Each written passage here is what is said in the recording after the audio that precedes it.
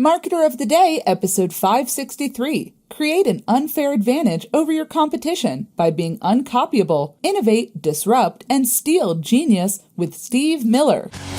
Hey everyone, and welcome back to the Marketer of the Day podcast. We're chatting with Steve Miller, no, not the musician, the author of the Amazon #1 bestseller, Uncopyable, How to Create an Unfair Advantage Over Your Competition. And Steve teaches small to mid-sized businesses how to get people to give them money. So Steve, glad to be talking to you. Thanks, Robert. Hey, I'm really happy to be here. I'm glad to have you here. I have your book right here in front of me. It's a nice, quick, short read, but it has lots of marketing principles that we all need to be paying really close attention to, because I don't know about you, Steve, but I get really tired of seeing lazy marketers or seeing people say, oh, check this out, it's 10% off, it's 50% off, and it's like, have something that stands out, right? Don't just be another copycat. Have your own category, be your own business, so that way your business like markets itself, and that way you're not fighting this uphill battle. So, I mean, what are your thoughts on all this? Well, you make a really good point about that lazy marketers tend to compete on price. So, like when you say, "Oh, 10% off," or something like that, what they're basically saying and what they're admitting is, number one, as you say, they're lazy marketers or just bad marketers. But they've also shown the marketplace that they cannot prove that they are superior to the competition in any meaningful way. And that the only way they can separate themselves from the crowd is by offering a cheaper price. And that's a very short-term. The odds are you're not going to have a long-term lifespan. That's for sure. Well, I agree completely. So to give someone a real taste of what you have to say here and things like that, do you have just like a really good example of like the way not to do it versus the way to do it? Well, the way not to do it is I often use examples of industries people are familiar with, like for example, the hotel industry. In the hotel industry and airline industry, restaurant industry, all these industries that we're very familiar with, retailers themselves, when one company does something that seems to be a little bit new, everybody else just jumps on board. And like the example that I often use is, like if I'm giving a speech somewhere, I'll ask the audience, I'll say, what hotel chain put the first curved shower rod in the bathrooms? And the funny thing is very few people can answer that question. When it was just a few years ago that the curved shower rods started showing up, when Westin Hotels introduced them into their quasi-heavenly rooms. And now there isn't a single hotel on the planet that doesn't have a curved shower rod in it. And in fact, we actually think something's wrong with the hotel if we do find one that's just a straight shower rod. But you could also step back and go a little bit farther back with Westin in the hotel industry. Is that when Westin came out with their heavenly bed, it was not very long after that all the other hotel chains who were competitors of theirs came out with their own version of a really awesome bed, the Sleep Number bed and the adjustable bed and all that sort of stuff. To me, bad marketers are just marketers who look at their competition and copy what they're doing. And they might say, oh, we could do it better than them. But even that is a very short-term prospect because better is never innovative. Innovation is coming up with an idea that hopefully would be difficult, if not impossible, to copy. And that's what we want. We want to, that's why the subtitle is How to Create an Unfair Advantage with Your Competition. None of us want a fair advantage. And if you think that this game there are fair rules for companies to play, well, you're going to lose. Because eventually somebody's going to come out and they're going to do something that you think is unfair, like copy you. And I hear that all the time. People go, oh, we came up with this idea and doggone it, the competition copied us, and that's not fair. And my response to them is, yeah, it is. It's totally fair. You have to come up with something that they can't copy, that is really super valuable to the marketplace.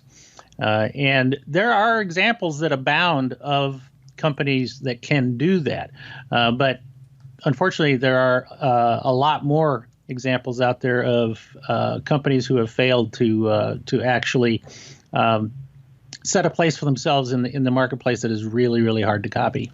And you mentioned something in your book about like just being aware of those sorts of things, right? And always having your eyes open and seeing if these other companies are doing things that kind of stand out and aren't easily copied, so that even if it's in a totally unrelated industry that we're in, so that way we can kind of always be inspired and always be thinking about those uncopyable things, right? Well, especially in industries and marketplaces that are not connected to us. That's really where we get new ideas. I learned this a long time ago. Like, for example, I was hired by Nordstrom to do some consulting work for them many years ago, and and the president, Jim Nordstrom, hired me, and I said, "Well, I have to be honest with you. I have no retail experience." And he said, "That's exactly why we're hiring you. Because if we hire retail consultants, they're going to tell us the same thing that they're going to tell our competition." He said, you have experiences and knowledge that we don't have because you're not in our world. So just teach us what you know and we'll figure out how to use it." And that was a real eye opener for me, that really the way to get new ideas is to force yourself to be observant of other experiences. When you are like I use the hotel as an example, the hotels should not be studying each other for ideas. They should be going out and they should be studying retailers. They should be studying the B2B world. They should be studying amusement parks. They should be, Disney in particular, and get ideas from them. And do what I call stealing genius, and take that idea, bring it back into your world, and use it in a totally brand new way. Like, for example, I was consulting with a pretty big company called Delphi Automotive out of Detroit, and so this is a manufacturer who produces aftermarket products for automotive, and like I say, they're very big. But they were looking for new ideas on how to market themselves to their customers and their prospects that would be different.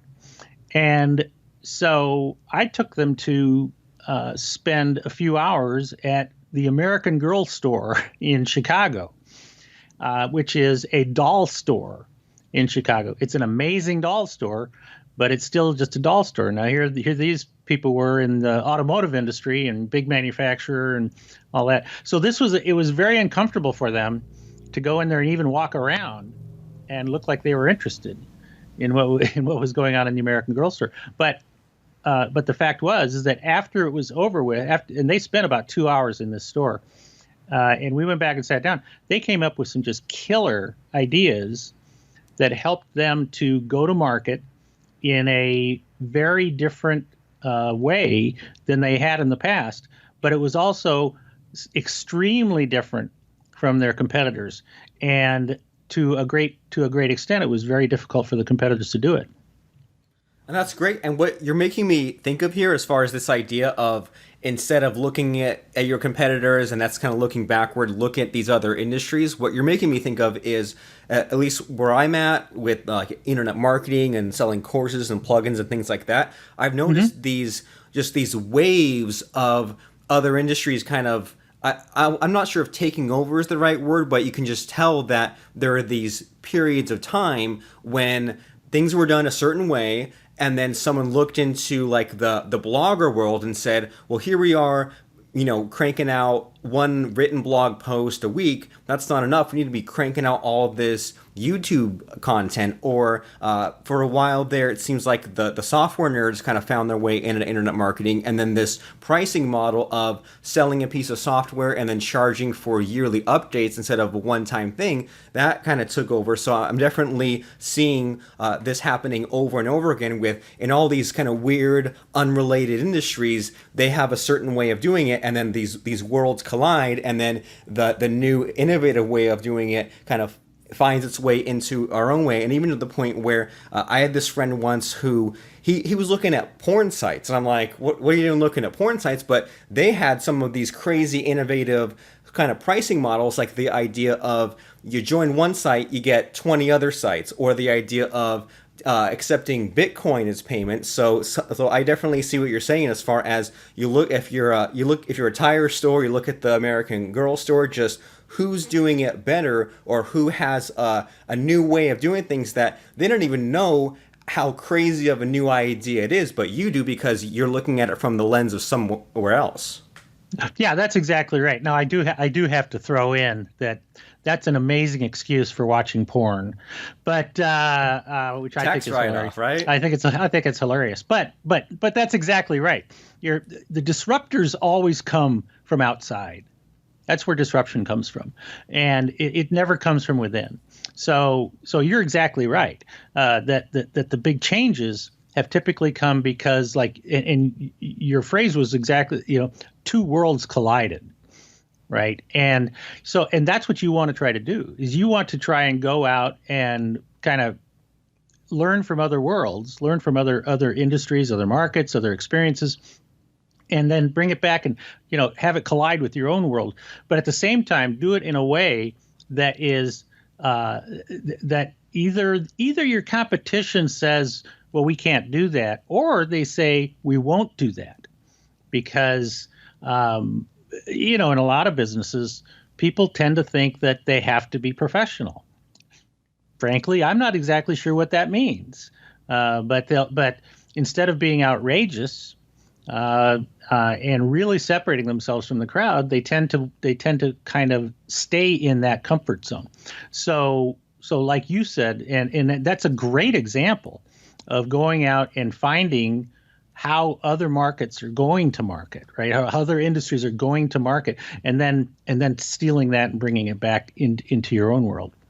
And it seems like also that idea that you threw out there of other companies, they either say they can't or they won't do that. It seems like a lot of these new risks or new methods of doing things, once you actually put them into practice, they're not necessarily a huge deal. Like, for example, I sometimes if I sell a course or a product, sometimes I'll throw in a free coaching offer. Like, you buy my $50, $100 course, and then I'll meet with you for an hour. And that's the kind of thing where a lot of other people won't do it because they're like, oh, well, that's like way undervaluing my time and I'm going to be so busy. But then you put that into practice, only 5%, 10% of people actually took me up on that kind of offer. And even though it was a little bit of a pay cut meeting someone like that, it made a customer for life. Sometimes I could sell them something else, or sometimes they'd share a problem, an idea they had with me, and that became my next product. So that was one of those situations where it was like the idea of it sounded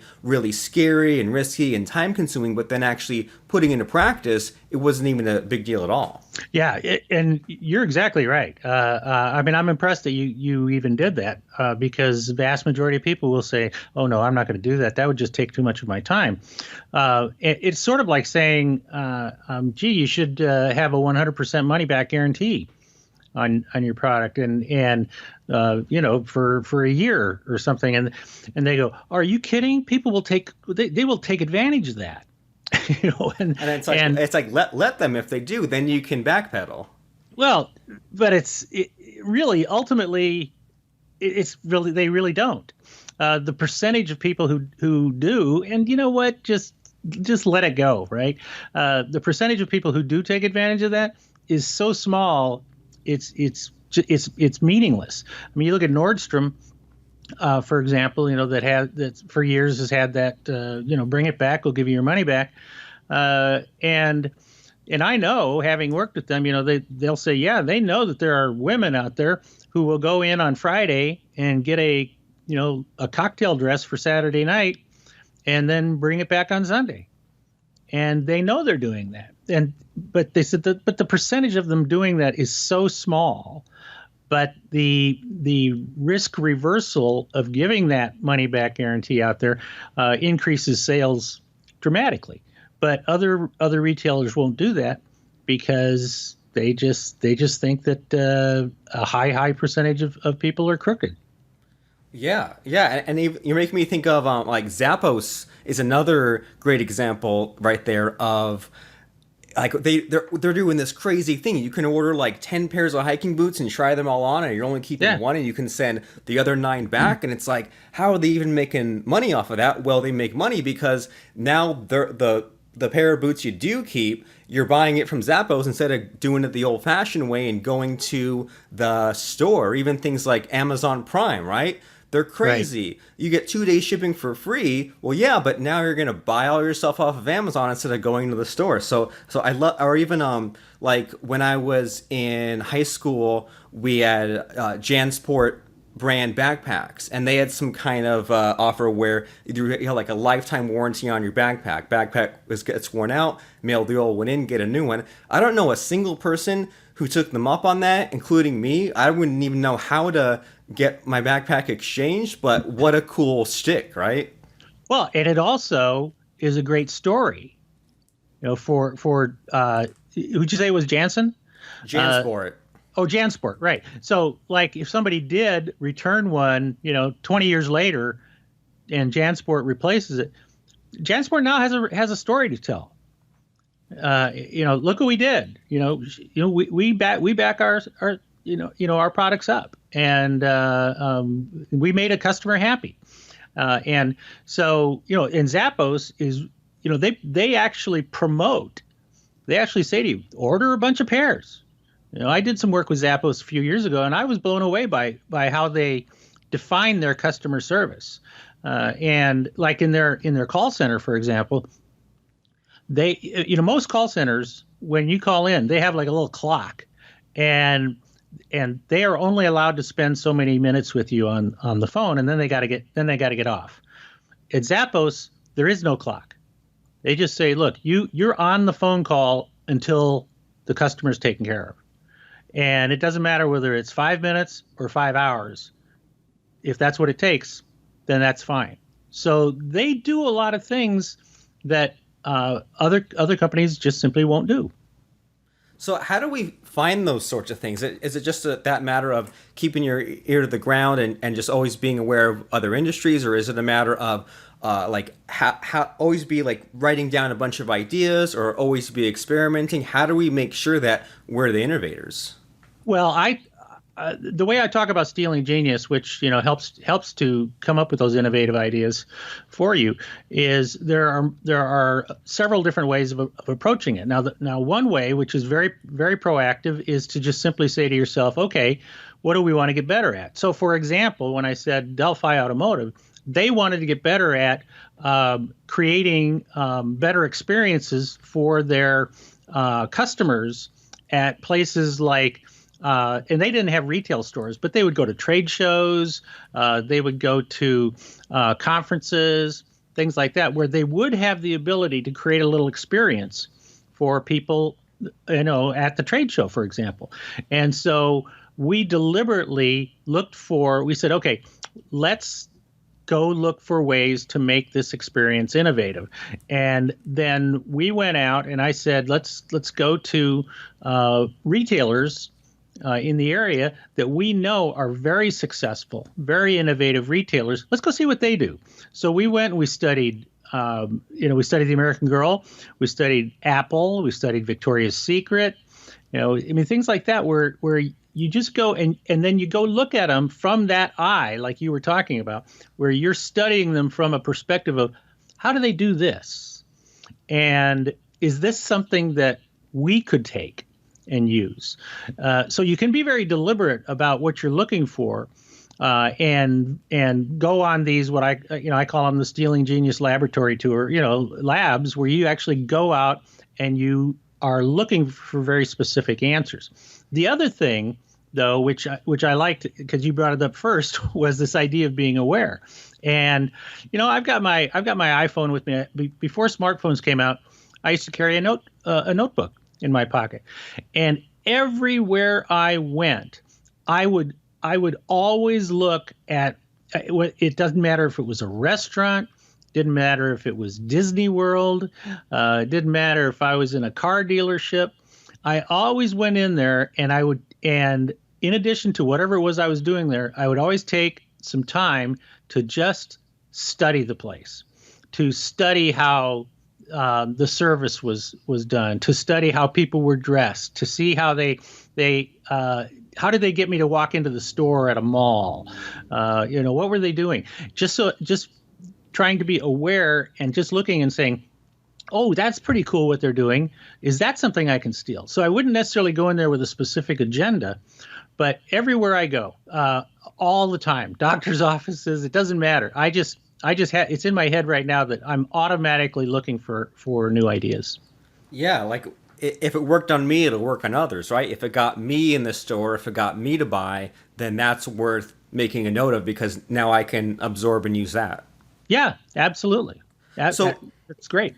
In all your travels and everything like that, do you think you've ever come across like your best idea ever? Has anything come to mind there? My best idea ever? Well, I've had an awful lot of really, really good ideas, but one that people, it's funny how people bring stuff up years later, but there was one that I stole a number of years ago, was that I was trying to get and this is kind of just a salesy marketing idea, real simple. I was trying to get an appointment with somebody, and in sales, a lot of times it's hard to get appointments with people. It's hard to just even get their attention. And so the question of, well, how do you get somebody's attention? And so I was walking through an airport one time, and my radar is up, and I'm looking around, and I happened to see, my radar was up because I was trying to think of how can I get an appointment with this one CEO that I just couldn't get him to say yes. And I'm walking through the airport, and I walked by the travel insurance stand, and it struck me. Okay, I know what I can do. I can steal this idea and use it to get him to want to talk to me. Now, how do I do that? Well, I buy some travel insurance and I make him the beneficiary. And so I did. I bought that and I mailed it to him with a note that just said, "Hey, I'm getting on this flight from Los Angeles to wherever I was going." And I saw the travel insurance and I thought of you. Right. And so I said, so I bought some and I made you my beneficiary, and within 5 days I had a phone call from him, just cracking up laughing, saying, yeah, come on in and see me. And so, so see, I took something like travel insurance was supposed to be a, it's a benefit for my family, when my plane ultimately crashes, right? But instead, I stole it and I used it for a sales piece, or to get the attention of somebody and get them to say yes. And even though that's real simple, it's and I've shared that a number of times, and people love it. I don't know if they even sell travel insurance anymore, do they? I think there's a checkbox like that when you buy the plane ticket online, at least. Oh yeah, that's true. Yeah, but you can't get that piece of paper that you can mail to somebody.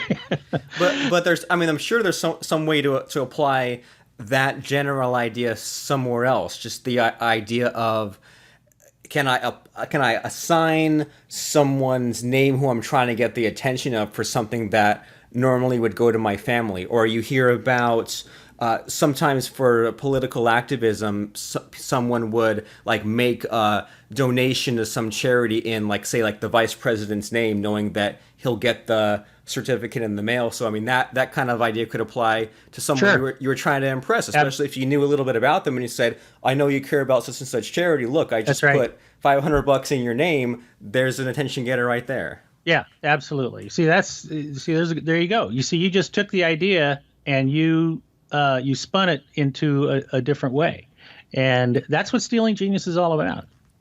Awesome. So it's applied right there in action. And so one thing You're that a natural at this, Robert. I mean, what can I say? Born marketer. So something that has just always been on my mind is the idea of how do we know like when to be super focused on one thing, because you always hear about, oh, like, you know, Uber's focused on one thing, versus when to be multifaceted, more like an Amazon. Because like for example, like in my own space, like I sell WordPress plugins and courses and things like that, but then sometimes I think like, ooh, maybe I should expand into this other area of like hosting people's websites versus focusing on what I'm good at. Or even like from what Good to Great, they talk about like Walgreens used to serve like sandwiches and do all this stuff, but then they got focused into one thing. But then now it seems like Walgreens is expanding back out into being more of the one-stop shop. So when you're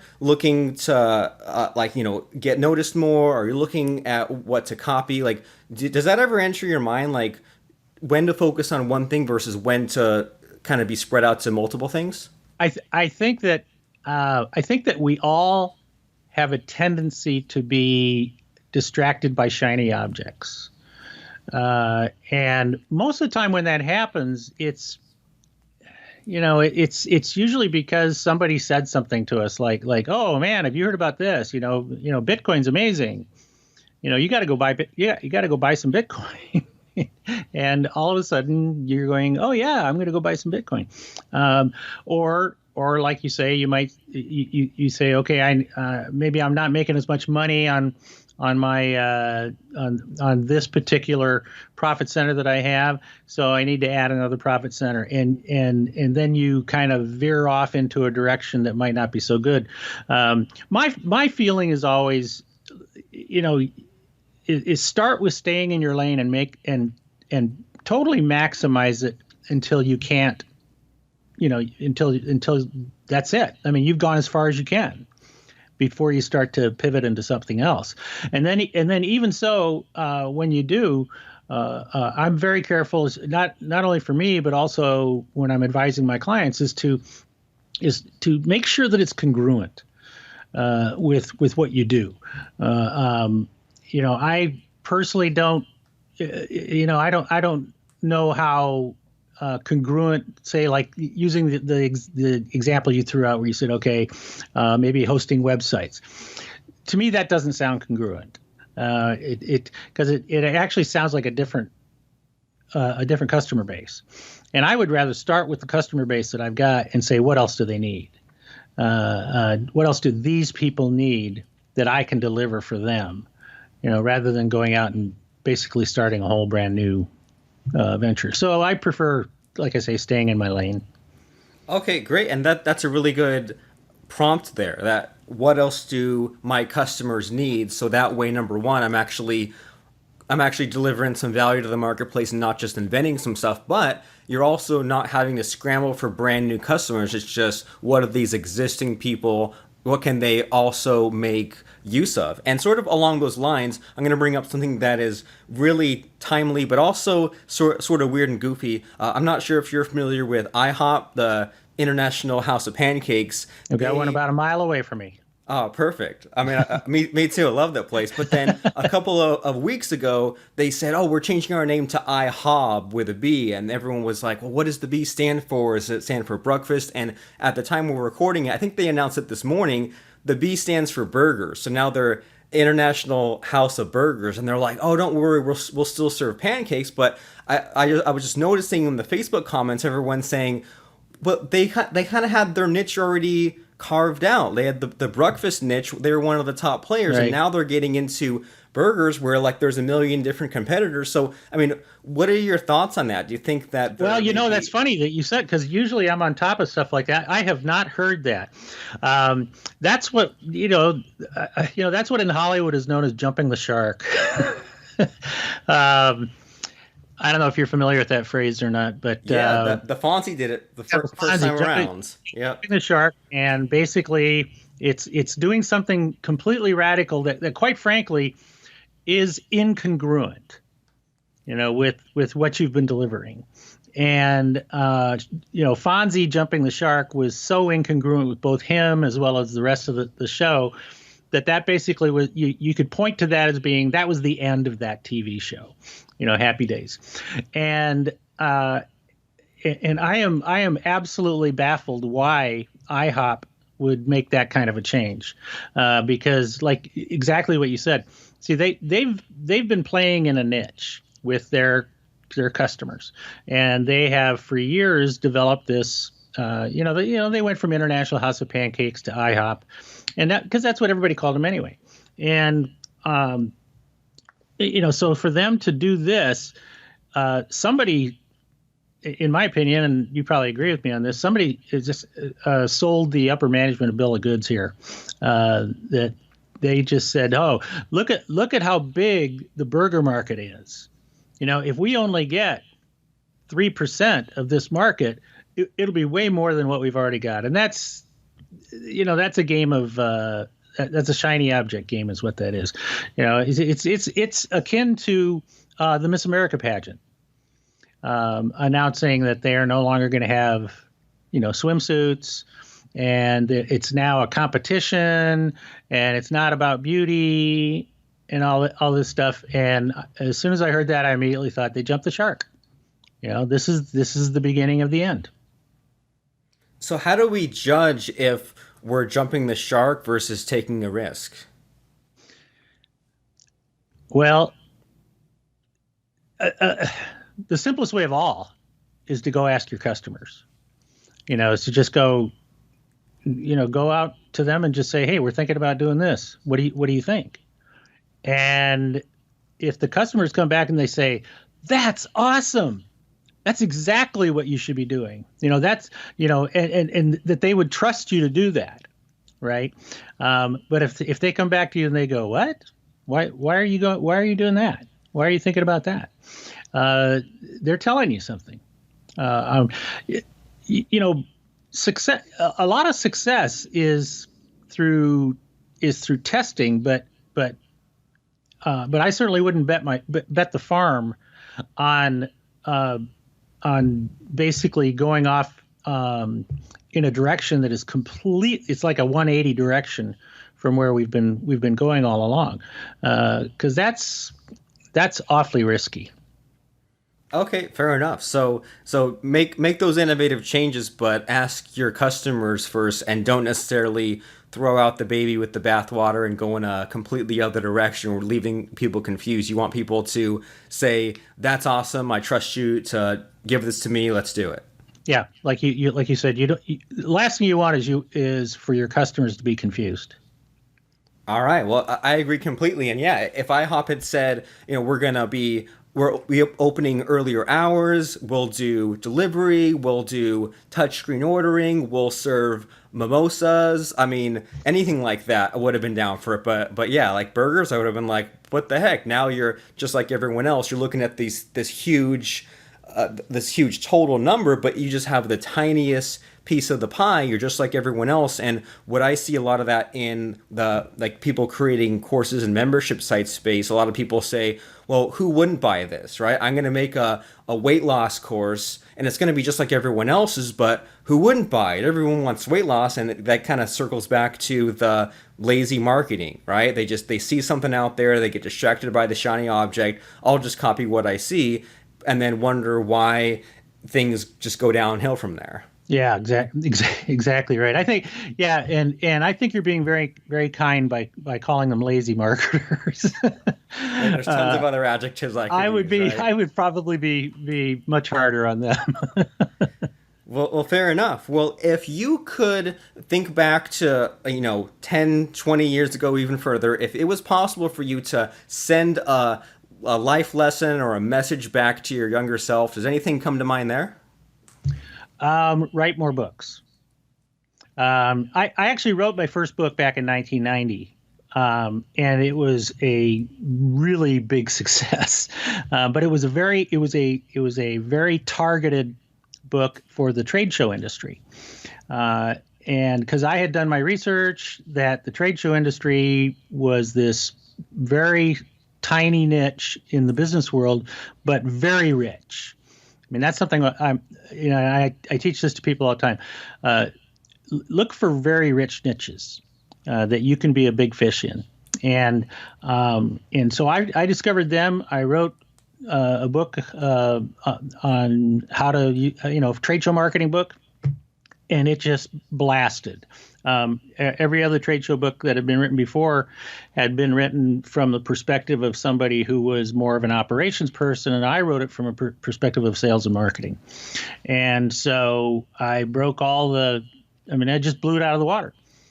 But I didn't write my next book for 15 years. And this is something that I say this to people all the time. I say, you know what? Books are the best marketing tool that you can have, without question. Even if you're a regular business, writing a book, and it doesn't have to be big, doesn't have to be long. You can self-publish it, but if you come up with, say, what are the 10 most important questions that people ask when it comes to buying furniture, or what would be what are the 10 most important questions people ask when developing, plugins, and write a book. It does a whole bunch of things. Number one is it gives you a marketing tool that basically nobody else that you're competing with has, because not very many people write books. And it gives you a credibility that is, you cannot believe the credibility that a book gives you. Until you're an author, you just don't know. And people talk about you differently. They look at you differently. Your fees are higher. Everything is different when you have a book. And so that's what I would have told myself, and that's what I tell everybody these days too. Well, that is fantastic advice, and I agree completely. I mean, all the time, if there's some marketer I follow, or if I'm and we all do it, right? We all look at competitors, or sometimes we size people up or judge people. I find myself more often than not going on Amazon and searching the person just to see, like, do they have no books? Do they have some books? Are they old ones? Like, I'm just like, if they don't have at least one book, I'm not really going to take them seriously. And you're so right that there's no excuse these days. You can self-publish it. You can put it on Amazon, watch some YouTube videos to figure it out, hire someone for $50 on Fiverr and just get it done. Yep. And what you threw out right there about the formula for the book, just think of the 10 most important questions. I mean, that's a really simple concept, but I mean, it goes back to listening to your customers. And that right there, I mean, that's huge. What are the 10 most important questions someone wants to know about starting a plumbing business, making plugins or whatever? Because that way it bulldozes past the writer's block for you, because now you have a picture in your mind of who you're helping out, and what question you're answering. You're not just pontificating. And once the book is done, it's actually something people want to read, because it's answering those exact questions and not going on and on about all kinds of weird random stuff. So, I mean, two really great pieces of advice there. Also opens doors for you. Yeah, I mean, get your speaking gigs. I mean, mail copies to people you want to impress, in addition to putting them as a beneficiary on your travel insurance. I mean, that's right. All kinds of crazy stuff. So if people are listening to our conversation today and they say, man, this guy, Steve Miller, he's dialed in, he's got it going on, he knows what it takes to be a marketing gunslinger. I want to get to his websites. I want to find out about what he's selling, his books. I want to know all about him. Where can people find you? Well, sorry, you just broke up there for just a second, but I think you're just asking me where they should go. Yes. My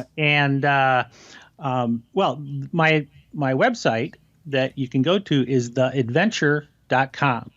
And what I would suggest, though, and the adventure, THE adventure, just one word, .com. If you don't mind my saying so, making this little offer here, the main thing is the thing that I have been extremely gratified with my latest book is that people find it really, really helpful. When you write a book, you don't know how it's going to be received. You really don't. I was hoping it would be something that people would like, but I've actually just been blown away. It actually reached #1 on Amazon in 4 or 5 different categories. Very exciting to have that happen. But the reviews and the responses that I've been getting are just amazing. So I just want people to get the book. All right. It's like $20 on Amazon. My cut of that is going to be, going to end up being about, $1.50 or something like that by the time I see my royalty. So it's not like I make a ton of money off of that. But I want you to get the book. It's very fast reading. I think you probably would agree with that, right? Yeah. Easy to read. Lots of good tips in there for you. And I want to give you an ethical bribe, if you don't mind. Let's do it. The ethical bribe is go to Amazon, go to Barnes & Noble. I don't care where you go.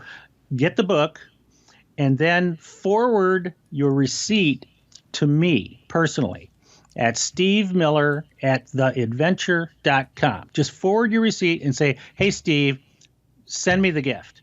And the gift I'm going to send you is one of my products, one of my video products that is called How to Put Your Marketing on Autopilot, where I talk about how you can actually put your funnel together and put it all on autopilot so that when you need to make some more money, you just turn the funnel on. You just flip the switch and the funnel comes on and you make more money. It sells for $197 on my website, and I will give that to you.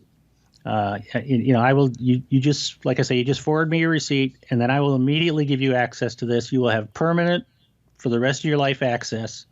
As long as the internet is still up, you will still have access to this. And because I just really want people to get this book. I'm just so gratified by the response. It's very exciting. You know how it is when people tell you that they love stuff that you've done for them, and so, I hope everybody goes out and gets a book. Fantastic. Well, I think that they will, and I can definitely relate to it. Sometimes when you're in the middle stage of things, when you're halfway done with the book, halfway done with the website or the software project or whatever, there's definitely those doubts. Like, you were excited when you started, you had to push through in the middle, but then when it gets out there, you get super nervous, and then when people kind of come back to you and say, "Oh, I like this," they leave reviews, they send emails, it gives you the motivation to keep going. It wakes you up again. So everyone out there listening, you need to help Steve out to get him motivated to make the next book, so he doesn't go, too long without publishing those That's dang right, books. another 15 years, right? yeah. I mean, by then, who knows what the internet will be? So we need time is of the essence. So the place to go is theadventure.com, and like Steve said, find some way, any way of getting the book. Get it on Kindle, get it from the bookstore, whatever. Right. And then after you got the book, then shoot him a quick message to stevemiller@theadventure.com and say, "Hey, Steve, send me the gift." And he'll send you that $197 access for free. Put your marketing on autopilot. That way you can have that funnel and you can get rocking and rolling just like the other Steve Miller in the Steve Miller Band. So theadventure.com, and the book is Uncopyable. So go out and get it. And thanks for listening. And thanks, Steve, for stopping by and sharing lots of cool stories and advice with us. Well, thank you, Robert, for having me here today. Maybe we can do it again sometime in the future. So I think you're doing. I think you're a very sick person to be doing this as heavily as you do.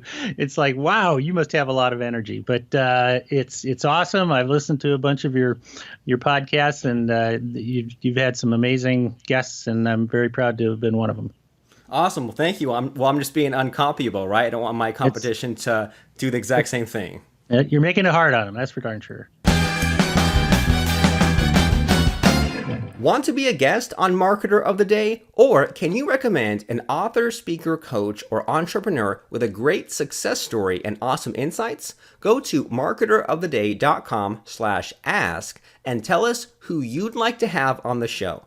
That's marketeroftheday.com/ask.